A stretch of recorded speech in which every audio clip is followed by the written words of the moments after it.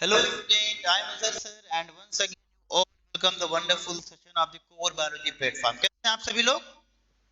उम्मीद है कि आप सभी बहुत अच्छे होंगे, हेल्दी भी होंगे प्यारे बच्चों और बहुत अच्छे से अपनी पढ़ाई को आगे बढ़ा रहे होंगे। तो मैं आज जो आपसे बात करूंगा आप बहुत फोकस के साथ सुनेंगे पहले, फिर टॉपिक के ऊपर आएंगे बेटा। प्रीवियस लेक्चर में हमने क्या बात किया था आपसे कि ये चैप्टर का बहुत बड़ा वेटेज है। चैप्टर आपको बोर्ड एग्जाम में 7 to 8 मार्क्स प्रोवाइड करता है। स्मॉल चैप्टर है ना, और छोटे होने के साथ साथ अच्छा नंबर आपको प्रोवाइड कर रहा है। बायोलॉजी के 30 नंबर के पेपर में अगर मैं ये चैप्टर आपको 7 मार्क्स प्रोवाइड कर रहा है तो आप खुद से इसके वेटेज को समझ सकते हो प्यारे बच्चों। ठीक है, चलिए अब मेरी बात सुनिए आप। प्रीवियस लेक्चर में हमने अभी तक पढ़ लिया इकोसिस्टम क्या होता है, इकोसिस्टम के कंपोनेंट क्या होते हैं, इन्वायरमेंट क्या होता है, समझ में आ रहा है। तो सबसे पहले तो मैं आपसे एक क्वेश्चन करूंगा, फिर टॉपिक पे आऊंगा। चलिए आंसर रिप्लाई करिए। इकोसिस्टम वर्ड को सबसे पहले किसने दिया? इकोसिस्टम वर्ड को सबसे पहले किसने दिया नाम? साइंटिस्ट का जल्दी बताएं प्यारे बच्चों, जल्दी बताएं। नाम याद आ रहा है क्या? चलिए सुनिए, नाम है सर आर्थर जी टैंसले। कल पढ़िएगा आप, लेक्चर को फिर से पढ़िएगा। सर आर्थर जी टैंसले नाम है। चलिए अब एक साइंटिस्ट का और नाम लेता हूं, आप आंसर रिप्लाई करिए। ओडम ने क्या कहा था बेटा? ODUM, ओडम ने क्या कहा था? ओडम ने कहा था कि इकोसिस्टम के दो मेन कंपोनेंट होते हैं, एक biotic component and one is the abiotic component. ये टर्म किसने दी थी? ओडम ने दी थी बेटा। ये दो साइंटिस्ट का नाम जरूर आप याद रखें प्यारे बच्चों। ठीक है, अब आज हम बात करेंगे एक बेहतरीन एक्टिविटी की, 13.1 एनसीईआरटी की एक्टिविटी। ठीक, पहली बात बेटा कि कभी कभी ये एक्टिविटी डायरेक्ट एग्जाम में पेपर में ऐसे डायरेक्ट प्रिंट करके आई हुई है। ठीक है, तो ऐसा हमें किसी टॉपिक को ये नहीं सोचना है कि बहुत आसान है इसको हम कर लेंगे। जो बच्चा ये सोचता है हम कर लेंगे हम कर लेंगे हम कर लेंगे, एग्जाम में वही एकदम बेकार करता है। ये बात नहीं, नोट करो, आसान भी है तब भी एक बार प्रैक्टिस करो कि एकदम क्लियर हो जाए, 101% क्लियर हो जाए। ठीक है, तो आइए टॉपिक पे चलते हैं, देखते हैं कि ये एक्टिविटी क्या कहती है प्यारे बच्चों। देखो एक बात कही गई है कि जहां चाह वहीं राह। ठीक है, जहां चाह है भैया वहीं राह है। ठीक है, कोई तुम्हारे मुंह में जो है निवाला नहीं डालेगा। मेहनत करोगे तो फल मिलेगा, और दूसरे के भरोसे रहोगे तो फिर जीवन बेकार। ठीक है, तो इधर देखते हैं कि एक्टिविटी क्या कहती है। देख एक्टिविटी कह रही है कि you might have seen an aquarium, let us try to design one. चलो आपने कभी एक्वेरियम, भाई एक्वेरियम देखा है? एक्वेरियम अगर में आपने देखा हो तो चलो भैया हम भी ट्राई करते हैं एक एक्वेरियम बनाने का। कैसे बनेगा एक्वेरियम? अरे भैया कैसे बनेगा, हाथ से बनेगा यार। देख कैसे बनता, देख। What are the things that we need to keep in mind when we create an aquarium? चलो भैया अब एक्वेरियम बनाना है तो हमारे दिमाग में ये प्रश्न उठता है ना भैया कि किस प्रकार का सामान एक्वेरियम बनाने में लगेगा। एक्वेरियम बनाने में क्या क्या सामान लगेगा? पहली बात तो मैं पहले उसका आंसर यही दे लेता हूं, देख ले। पहले इतने यहां तक का आंसर मैं दे लेता हूं, फिर आगे चलता हूं। एक्वेरियम बनाने के लिए पहले तो आपको लगेगा एक बिग जार। क्या लगेगा? बिग जार, एक कांच का जार। देख ये कांच का जार है पूरा, बिग जार एक लगेगा। ठीक है, चलो एक बड़ा सा जार लगेगा भैया। दूसरा, दूसरा इसको एक लगेगा बेटा क्या? Aerator pump. क्या लगेगा? एरेटर पंप लगेगा। ठीक है, एरेटर पंप लगेगा। तो जार समझ में आ गया। तो एरेटर पंप क्या होता है? देख जैसे कि बच्चे ध्यान देख, मान ले यहाँ पर पंप है, एरेटर पंप लगा हुआ है। ये क्या लगा हुआ है? एरेटर पंप लगा हुआ है। ठीक है, ये पंप क्या करेगा? इधर देख, इसका कनेक्शन एटमॉस्फेयर से होगा। ये यहां से ऑक्सीजन को इनटेक करेगा, खींचेगा अंदर। पंप है ना भैया, ऑक्सीजन को अंदर खींचेगा और लेके जाएगा एक्वेरियम के अंदर। और यहां पर जब ये पंप ऑक्सीजन को बाहर से अंदर ले जाएगा तो यहां पर एक्वेरियम के अंदर इस तरीके के छोटे छोटे बबल बनेंगे। क्या बनेंगे? बबल बनेंगे। जिससे इसमें रहने वाले लिविंग ऑर्गेनिज्म को ऑक्सीजन प्रोवाइड होगी और वो बहुत आसानी से इसमें सरवाइव करेंगे। पहली बात, जार ले लिए आप, एरेटर ले लिए, ठीक है। अच्छा, अगर मैं उसके बाद क्या चाहिए भैया, एरेटर पंप से उन्हें ऑक्सीजन मिलेगा। फिर फूड भी चाहिए उसमें रहने वाले, जैसे आपने इसमें फिश रख दिया है ना, टर्टल रख दिया है, तो यहाँ पर देखो आपने फिश अगर मैं यहाँ पर रखा है तो इस फिश को फूड भी चाहिए सरवाइव के लिए, सरवाइव करने के लिए, तो यहाँ पर फूड मैंने लिख दिया।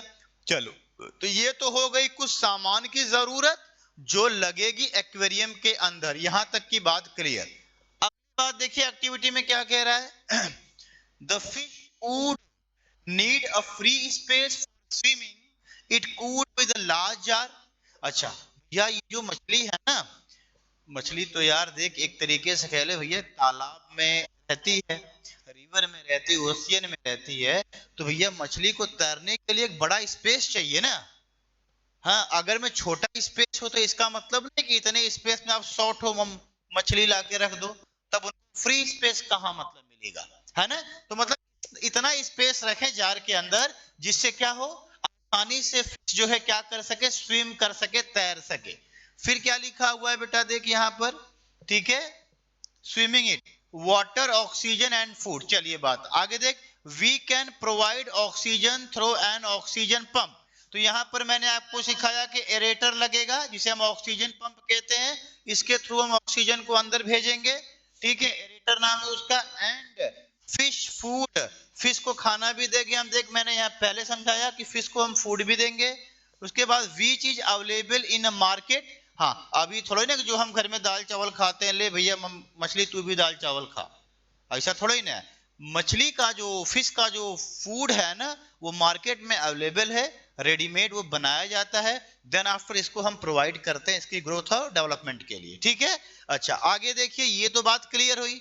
अगली लाइन में आइए क्या कह रहा है, if you add the few aquatic plant and animal it can become the self sustaining system. अरे भैया इफ लाइन को बाबू बहुत ध्यान से समझना, एकदम ध्यान से। कह रहा है कि अगर मैं आप एक्वेरियम के अंदर, बात समझ ध्यान से, कह रहा है कि अगर मैं इस एक्वेरियम के अंदर आपने प्लांट रख दिया और एनिमल रख दिया तो क्या यह सेल्फ सस्टेनिंग सिस्टम हो जाएगा। तो भैया इकोसिस्टम एक सेल्फ सस्टेनिंग यूनिट ही तो है। इकोसिस्टम में बायोटिक कंपोनेंट है और एबायोटिक कंपोनेंट है। चल अब मैं तुझे एक बात समझाता हूं, जैसे कि आपने इस एक्वेरियम के अंदर प्लांट रख दिया, क्या रख दिया, प्लांट रख दिया, ठीक है, क्या रख दिया, प्लांट रख दिया। बेटा तो प्लांट से क्या रिलीज होगा, बोल, प्लांट से क्या रिलीज होगा, ऑक्सीजन निकलेगा। क्या निकलेगा, अगर मैं इस एक्वेरियम में, आप जैसा कि देख पा रहे हो, इस एक्वेरियम में अगर मैं आपने प्लांट रख दिया तो प्लांट से क्या निकलेगा, ऑक्सीजन निकलेगा। अगर मैं आपने इसमें कोई एनिमल भी रख दिया है, जैसे यहाँ पर टर्टल आप देख रहे हो, ठीक है, अगर मैं यहाँ पर आपने कोई एनिमल रख दिया है, एनिमल इसके अंदर आपने रख दिया है, एनिमल्स, समझ में आ रहा। तो अब क्या होगा इसका, तो एनिमल्स भाई फिश भी एक है, ठीक है। अब बात सुन, एनिमल्स क्या रिलीज करेगा, कार्बन डाइऑक्साइड। एनिमल्स क्या रिलीज करेगा, कार्बन डाइऑक्साइड रिलीज करेगा, समझ में आ रहा। मेरी बात सुन, एनिमल, प्लांट को क्या चाहिए फोटोसिंथेसिस के लिए या अपने ग्रोथ और डेवलपमेंट के लिए, क्या चाहिए, कार्बन डाइऑक्साइड चाहिए, और एनिमल को क्या चाहिए, ऑक्सीजन चाहिए। बात समझ में आ रहा है, प्लांट ऑक्सीजन रिलीज कर रहा है, ऑक्सीजन को इंटेक कर लेगा एनिमल, एनिमल क्या रिलीज करेगा, कार्बन डाइऑक्साइड, कार्बन डाइऑक्साइड को कौन इंटेक कर लेगा, प्लांट इंटेक कर लेगा, ठीक है। इस वजह से यहाँ पर लिखा है if you add the few aquatic plant, हम पानी वाला पौधा भैया इसके अंदर डाल दे, एनिमल, कुछ एनिमल भी इसके अंदर डाल दे, it can become the self sustaining unit. मतलब कि आपस में दोनों क्या करेंगे भैया, इंटरलिंक हो गए ना। मतलब प्लांट जो है लाइव रहेगा एनिमल के कार्बन डाइऑक्साइड से, अब प्लांट के ऑक्सीजन पे जिंदा रहेगा एनिमल, इसी को क्या कहते हैं, एक सेल्फ सस्टेनिंग यूनिट इसके अंदर हमने बना दी, ठीक। अगली बात पे आ बेटा, can you think how this happen, can you think how this happen, an aquarium is the example of the human made ecosystem. भैया आप इसको कह रहा है बेटा कि ये आप कैसे कह सकते हो एक तरीके से कि जो एक्वेरियम होता है ये ह्यूमन मेड इकोसिस्टम होता है।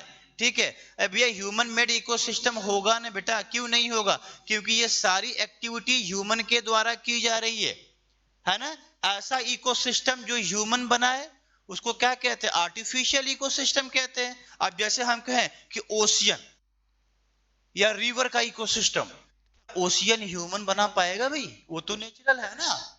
लेकिन एक्वेरियम ह्यूमन बनाएगा अपने हिसाब से, एरेटर पंप अपने हिसाब से फूड देगा, अपने हिसाब से जार बनाएगा। समझ में? तो ऐसा इकोसिस्टम जिसमें जो है ह्यूमन का एफर्ट हो उसको क्या बोलते हैं? मैन मेड इकोसिस्टम कहते हैं। चलिए अगले पॉइंट पे आइए। Can we leave the aquarium as such after we set it up? ठीक है, why does it have to be cleaned once in a while? अच्छा कह रहा है, पहले इतनी बात समझ लो, क्या एक्वेरियम को बनाने के बाद हमको उसको छोड़ देना चाहिए? उसकी सफाई नहीं करनी चाहिए? उसको क्लीन नहीं करना चाहिए? नहीं बेटा, अगर मैं एक्वेरियम को आप समय समय पर क्लीन नहीं करेंगे तो फिर क्या होगा? इसमें रहने वाले लिविंग ऑर्गेनिज्म की डेथ हो सकती है। क्यों? क्योंकि यहां पर अमोनिया का लेवल बढ़ सकता है। किसका बेटा? NH3 का लेवल पानी में बढ़ने की वजह से लिविंग बीइंग की डेथ हो सकती है। तो एक्वेरियम को बार बार साफ किया जाता है। सुनो, जो आप फूड देते हो इनको, रेडीमेड फूड जब आप देते हो मार्केट से, उसमें भी कुछ सर्टेन केमिकल्स होते हैं। कुछ केमिकल लिविंग के थ्रू क्या होंगे? रिलीज होंगे, जिससे वाटर की जो एक तरीके से क्वालिटी वो खराब होगी। वाटर की क्वालिटी अगर में खराब होगी तो वाटर के अंदर टॉक्सिसिटी का लेवल बढ़ेगा, जिसकी वजह से इसमें रहने वाले एनिमल्स की डेथ हो सकती है। इस वजह से एक्वेरियम को समय समय पर साफ करना बहुत जरूरी है। न्यू वाटर को इसमें बार बार ऐड करना जरूरी होता है। ठीक है, ये बात समझ में आई? लास्ट लाइन बड़ा इंपॉर्टेंट है, क्या कह रहा है? Do you have to clean ponds और lake in a same manner? Why और व्हाई नॉट? कह रहा है कि जिस तरीके से हम एक्वेरियम को क्लीन कर रहे हैं, क्या उसी तरीके से हम पॉन्ड को भी क्लीन कर सकते हैं? उसी तरीके से हम लेक को भी क्लीन कर सकते हैं? उसी तरीके से हम या पॉन्ड और लेक को भी हाँ क्लीन कर सकते हैं। अभी कैसे? सुन, अब जिस तरीके से मैंने इसको क्लीन किया कि इसका पानी निकाल दिया, छोटा सा जार था, नया पानी ऐड कर दिया, तो अगर में हमें पॉन्ड को इस तरीके से क्लीन करना हो तो नहीं कर सकते। तो हम पॉन्ड को इसके तरीके से तो नहीं क्लीन कर सकते, बिकॉज ऑफ प्लांट की जो है पॉन्ड की साइज बहुत बड़ी होती है। समझ में आ रहा? हाँ, अब उसमें क्यों नहीं कर सकते हैं? क्योंकि पॉन्ड की साइज बड़ी होती है। ठीक है, दूसरी बात, पॉन्ड के अंदर डिफरेंट काइंड के लिविंग ऑर्गेनिज्म है। क्या है? लिविंग ऑर्गेनिज्म है। समझ में आ रहा है? तो वो एक दूसरे से इंटरलिंक है। जैसे पॉन्ड के अंदर अगर में फाइटोप्लैंक्टन पैदा हो गया, जू प्लैंक्टन पैदा हो गया, ठीक है, ये छोटे छोटे कीड़े होते हैं फाइटोप्लैंक्टन और जू प्लैंक्टन, जो कि पानी में पाए जाते हैं। उनको कौन खा जाएगी? मछली खा जाएगी। समझ में आ रहा है? तो जितने भी एनिमल्स हैं पानी के अंदर, जो इंसेक्ट है, एनिमल्स है, वो आपस में इंटर डिपेंडेंट है ना। तो वो आपस में एक तरीके से खुद वहां के इकोसिस्टम को बैलेंस कर रहे हैं। लेकिन अगर मैं पॉन्ड ऐसी जगह हो जहां पर ह्यूमन की पॉपुलेशन बहुत ज्यादा हो, है ना, जो सीवेज वाटर हो वो डायरेक्ट जो है पॉन्ड और लेक के अंदर जा रहा है, तो वहां पर कुछ हम कर सकते हैं कि अपने एफर्ट से उसको हम साफ कर सकें। समझ में आ रहा है? तो बस सिंपल सा फंडा ये है कि जिस तरीके से हम एक्वेरियम को क्लीन कर सकते हैं, उस हिसाब से हम पॉन्ड और लेक को नहीं साफ कर सकते, क्योंकि उसकी साइज बहुत बड़ी होती है। ठीक है, दूसरी बात कि उसमें अलग अलग प्रकार के लिविंग बींग्स होते हैं जो आपस में इंटरलिंक्ड होते हैं, और इंटरलिंक्ड होने के साथ साथ वह वहां के पूरे इकोसिस्टम को खुद से बैलेंस करते हैं। अब रिवर का इकोसिस्टम है, तो रिवर तो हमने बनाया नहीं, ह्यूमन ने तो बनाया नहीं, तो रिवर जो है नेचुरल इकोसिस्टम में आ गया। तो वो जो अपने बैलेंस को, अपने इकोसिस्टम को वो खुद से बैलेंस करती है। ठीक है, लेकिन जो ह्यूमन ने बनाया उसको बैलेंस ह्यूमन को ही करना पड़ेगा। ठीक है, this is all about the activity बेटा। एक्टिविटी के दो तीन जो है मेन पॉइंट। एक्वेरियम बनाने का मटेरियल चाहिए, मैंने यहां लिखा big jar, aerator, pump, food चाहिए। ठीक है, यहाँ पर बड़ी अच्छी कि अगर मैं इसमें प्लांट को रख दो और एनिमल को रख दो तो ये सेल्फ सस्टेनिंग यूनिट हो जाएगा। यहाँ का कैसे, प्लांट से ऑक्सीजन निकलेगा, एनिमल ले लेगा, एनिमल कार्बन डाइऑक्साइड रिलीज करेगा, प्लांट ले लेगा, दोनों एक दूसरे पे इंटरलिंक इंटर डिपेंडेंट हो गए। यही तो इकोसिस्टम कहलाता है, बायो है ना, यही तो क्या है, इको सिस्टम कहलाता है। ठीक, अच्छा, फिर कह रहा है कि जिस तरीके से हम पॉन्ड को, इसको एक्वेरियम को क्लीन कर सकते हैं, क्या उसी तरीके से हम पॉन्ड और लेक को भी कर सकते हैं? आपने कहा नहीं। क्यों नहीं भैया, इसकी साइज छोटी होती है, लेकिन पॉन्ड और रिवर की साइज बहुत बड़ी होती है। पॉन्ड और रिवर में ढेर सारे लिविंग बींग्स होते हैं जो है वहां के इकोसिस्टम को खुद से क्या करते हैं, मेंटेन करने का काम करते हैं। प्यारे बच्चों, this is all about the important activity for the board examination.